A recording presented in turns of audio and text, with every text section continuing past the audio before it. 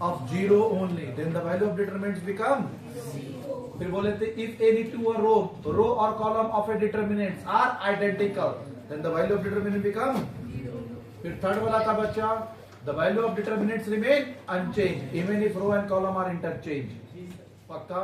और फिर नेक्स्ट था if any two adjacent row or column, था ना बच्चा, are interchanged, the numerical value of a determinant remain the same with opposite sign. क्या ये बात समझ में आया? चलिए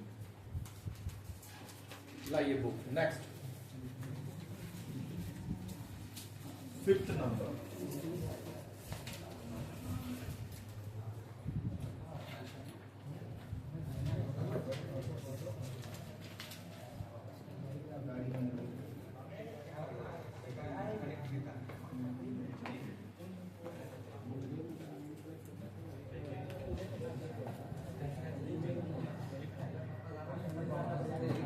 चालू कर दिया क्या? चलिए, बोलता है बच्चा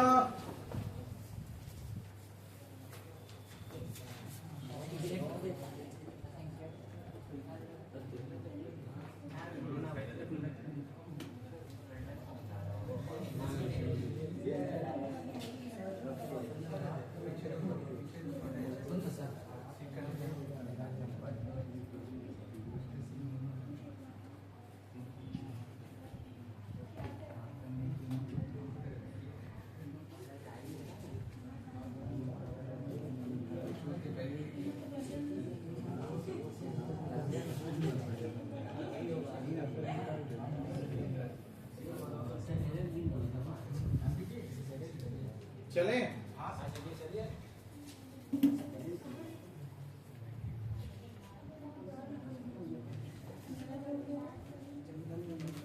चलिए,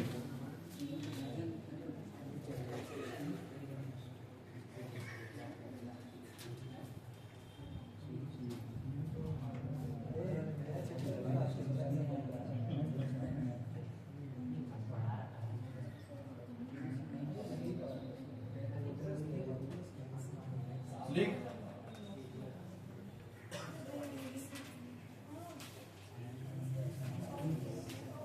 बोलता है बच्चा, इधर ध्यान से देख. हाँ, इधर देख. लिख लिया? लिखा? वो उधर है, फोन की वजह से नहीं दिख रहा. मुंडी तो उधर करना.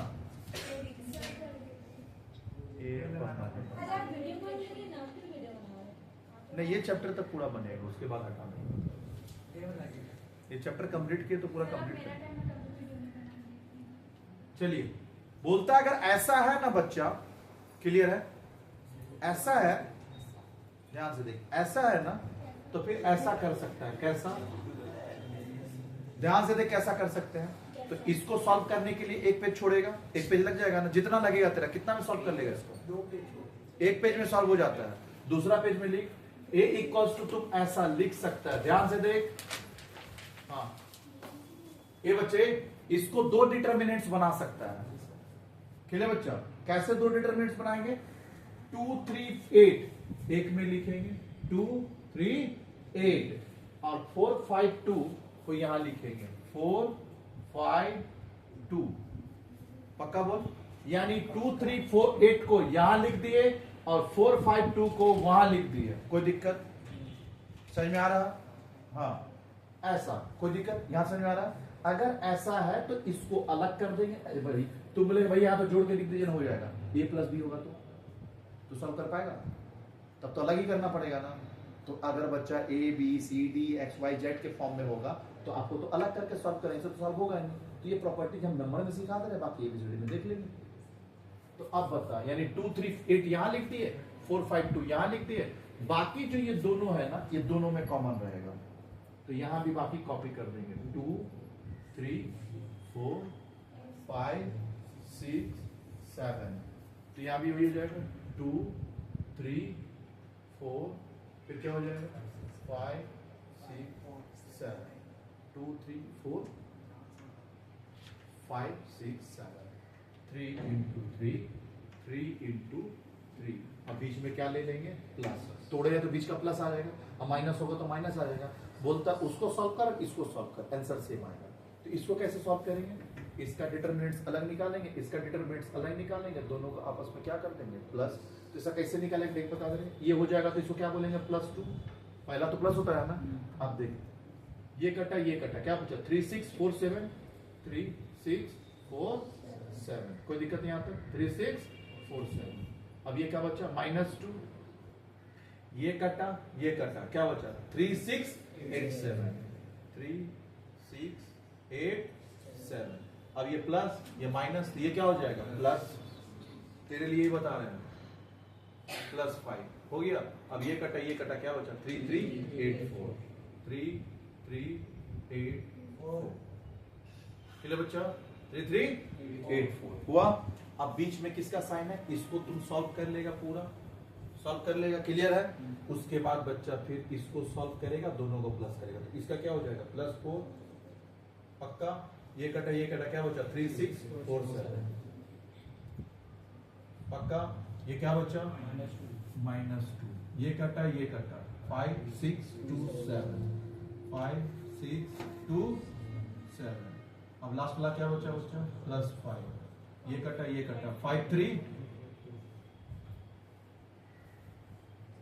कोई दिक्कत। और दोनों को सॉल्व करने का बाद जितना आंसर आएगा इसको भी सॉल्व करेगा तो उतना ही आंसर आएगा, यही है प्रॉपर्टी। अब इसको कैसे सॉल्व करते, जोड़ ले इसको, कितना हो गया, 6 2 5, ये जोड़ेंगे तो कितना हो जाएगा, 8 3 6, ये कितना हो जाएगा, 10 4 7। सॉल्व करो और सॉल्व करके आंसर निकाल के बताओ।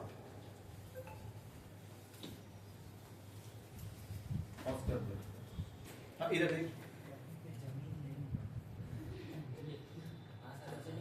चलिए देख, बोला every element of any row और कॉलम। देख प्रॉपर्टीज कैसे लिखना है, एवरी एलिमेंट, सारा element, if every element in any row, in any row और कॉलम, या तो रो वाइज या तो कॉलम वाइज।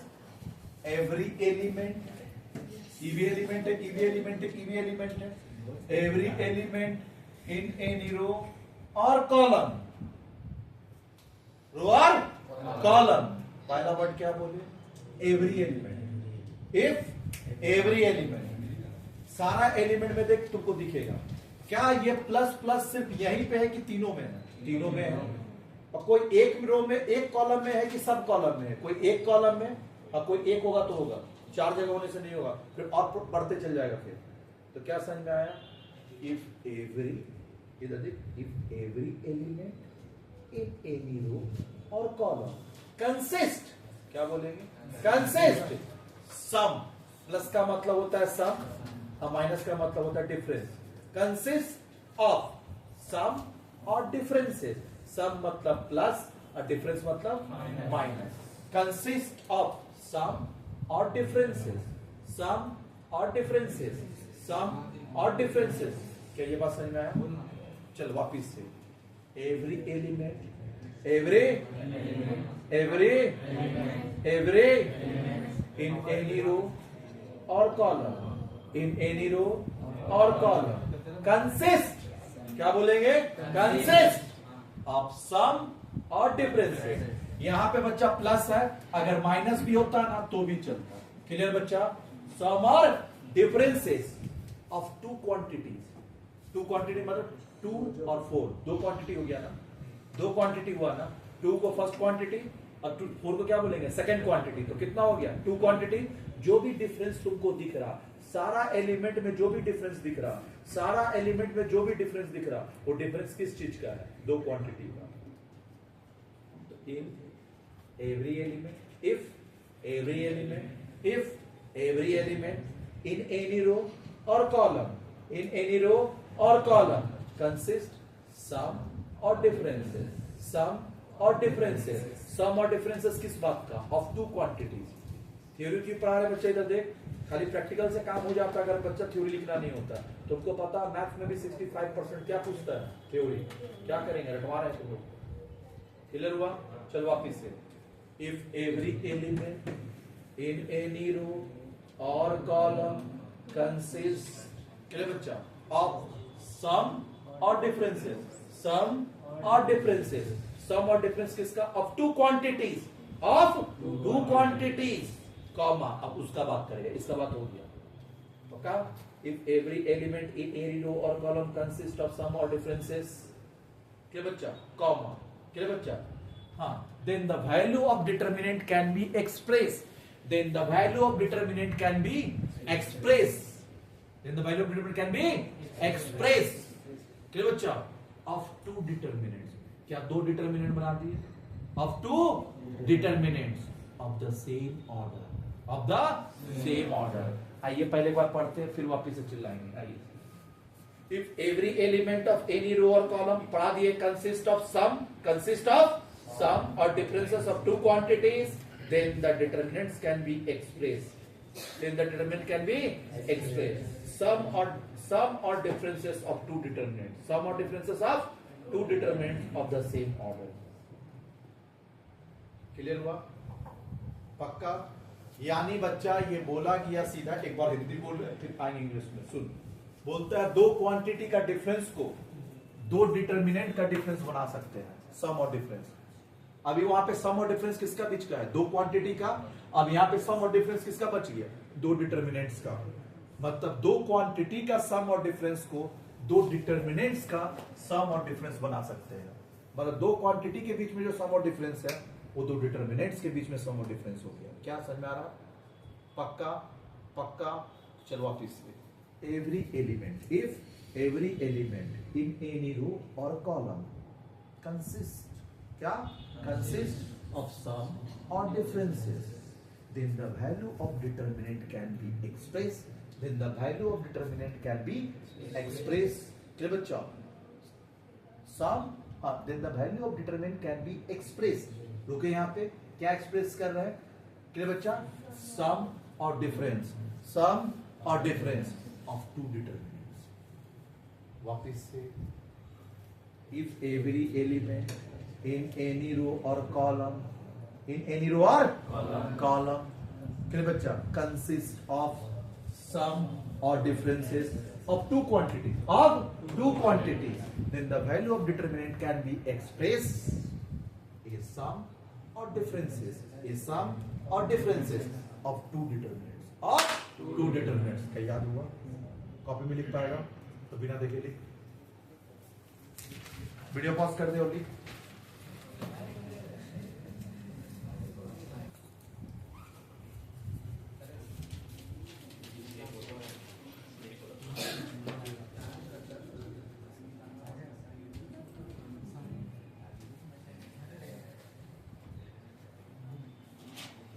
कल जो एक सम सॉल्व कराया था जिसका आंसर 140 था, वो क्वेश्चन बोल तो 140 जिसका आंसर निकला था.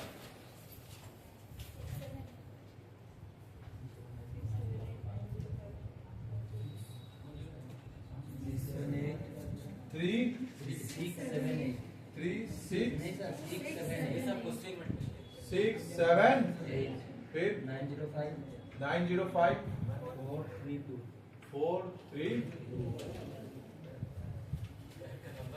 हुआ. अब सुन बच्चा इधर देख. हाँ बोलता है बच्चा इधर देख.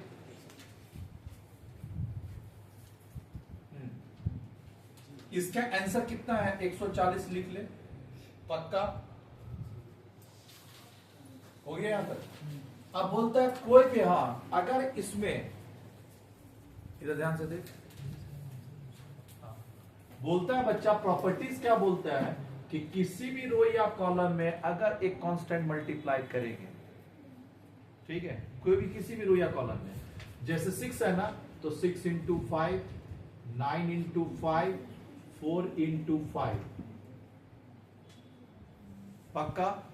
और बाकी सेम रहेगा. 7 0 3 8 5 2. समझ में आ रहा? तो बोलता है जो डिटर्मिनेंट, इसका जो आंसर आएगा ना वो 140 इंटू 5 आएगा. करके देख तो 140 इंटू 5 कितना होगा? 700.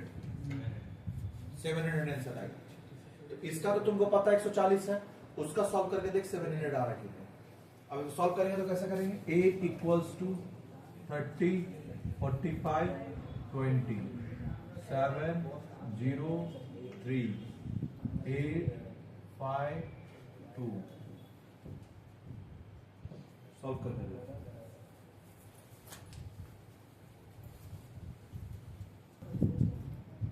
इफ ईच एलिमेंट मतलब सारा each every, if each element of any row और कॉलम, या तो रो या तो column, each element of any row और column is multiplied by a constant k. इसको 5 5 को हम लोग क्या बोलेंगे, कांस्टेंट, और कांस्टेंट को हम लोग डिनोट करते हैं इधर सी से या तो के से। पढ़ा है ना बचपन में, कांस्टेंट को किससे हम डिनोट करते हैं, या तो के से या तो सी से। each element of any row or column, each element of any row or column, each element of any row or is multiplied by a constant. If each element of any row or column is multiplied by a constant, is multiplied by a constant, then the value of new determinants, then the value of new determinants, then the value of new determinants कितना है वो बता। Then the value of new determinants, जो value आएगा वो new determinants का, वो क्या हो जाएगा, वही 5 टाइम्स मतलब k टाइम्स, वही होगा ना, k टाइम्स मतलब। then the value of new determinants, जो वैल्यू ऑफ न्यू डिटर्मिनेंट्स होगा वो क्या हो जाएगा, k times of the original, k times of the original determinants, k times of the original determinants. एक बार और बोल रहे, याद कर, इफ ईच एलिमेंट, ईच मतलब सब में, देख सब में है ना, each element of any row और कॉलम, 700 आया पक्का बोल, हाँ, तो each element of any row और कॉलम, ईच एलिमेंट, हर एलिमेंट में देखना होगा कोई एक रो या कोई एक कॉलम, या तो कोई एक रो या तो कोई एक column. Each element of any row और column is multiplied by a constant k, is multiplied by a constant k, then the value of new determinants, then the value of new determinants is k times, then the value of new determinants is k times, then the value of new determinants is k times of the original, k times of the, k times of the, k times of the, k times of the, क्या याद हुआ, लिख पाएगा।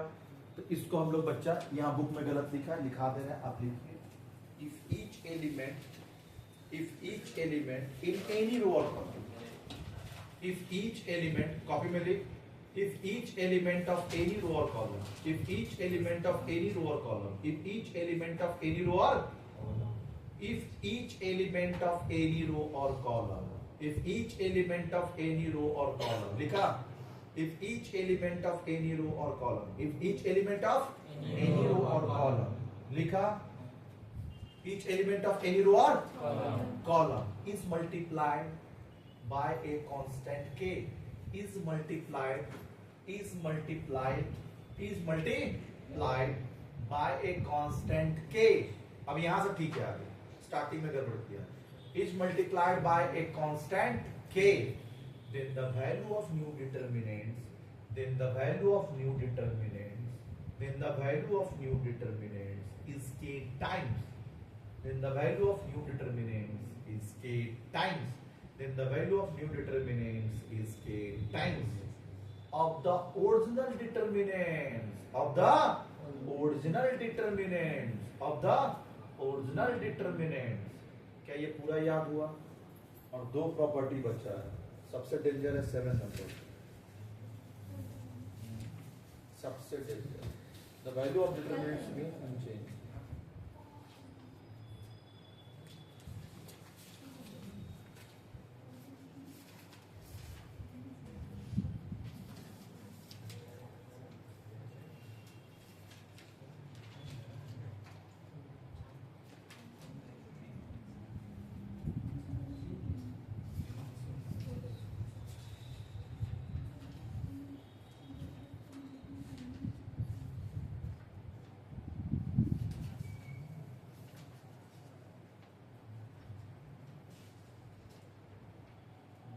ये समझाना होगा, बड़ा है बहुत, समझाना होगा। चलिए यहीं पर रखते हैं, ठीक है, कल 2 और करा देंगे, खत्म हो जाएगा।